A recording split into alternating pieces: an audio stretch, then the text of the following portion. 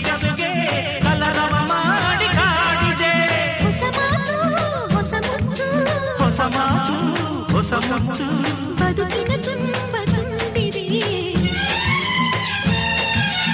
ಅಂಬರ ಚುಂಬಿತ ಅಂಬರ ಚುಂಬಿತ ಅಂಬರ ಚುಂಬಿತ ಪ್ರೇಮ ಪ್ರೇಮ ನಿರ್ಮಲ ಮನಸ್ಸಿನ ಕಾವ್ಯನಾಮ ಇದು